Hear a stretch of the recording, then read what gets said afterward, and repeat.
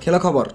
नमस्कार दर्शक बंधु स्वागत आपको प्रधान न्यूज ओडिशार गोटे खेल खबर फाइनाल मैच रे पाकिस्तानी बोलर लज्जाजनक कार्य। हाँ आज्ञा फाइनाल मैच रे पाकिस्तानी बोलर निंदनीय काम भारतीय अधिनायक कले एमती वीडियो होईची viral. Under 19 Asia cup final match Bharat और पाकिस्तान मध्य दुबई रे आईसीसी एकेडमी रे खेल जाइଥିଲା। प्रथम बैटिंग करी पाकिस्तान भारत 348 रन टार्गेट देइଥିଲା। तबे टार्गेट पीछा करी टीम इंडिया आरंभ खराब देइଥିଲା। अधिनायक आयुष महात्रे प्रारंभिक झटका खाई कारण बैट कौन प्रदर्शन कर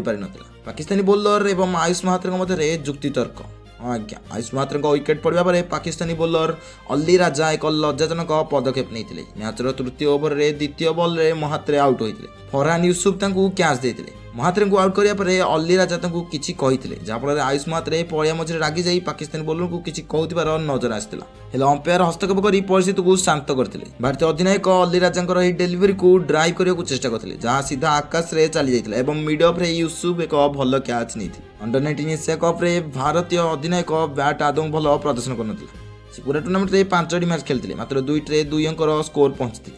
3टी से 1 अंक स्कोर पर आउट होते पूरा टूर्नामेंट रे सर्वाधिक स्कोर थिला 38 जहाँ से लीग पर्याय पाकिस्तान विपक्ष में करते पाकिस्तान विपक्ष में शेष मैच रे से 7 बॉल मात्र 2 रन कर आउट होते आप जानी रखुन फाइनाल मैच विषय में आम कह पाकिस्तान बैट्समैन समीर मिन्हास एक चमत्कार शतक हासिल करते शतक जो ही आम भारतीय दल एशिया कप फाइनाल हारी जाता कारण से 113 बॉल रे 17 चौका और 9 छक्का सहित 162 रन एक विशाल इनिंग्स खेलते तेज जहाँ है कि आम इच्छा करवा आम आशा करा जे आम भारतीय दल वर्ल्ड कप एथर निश्चित आम देखा अन्य एक न्यूज अपडेट सहित रोज नमस्कार जय जगन्नाथ जय।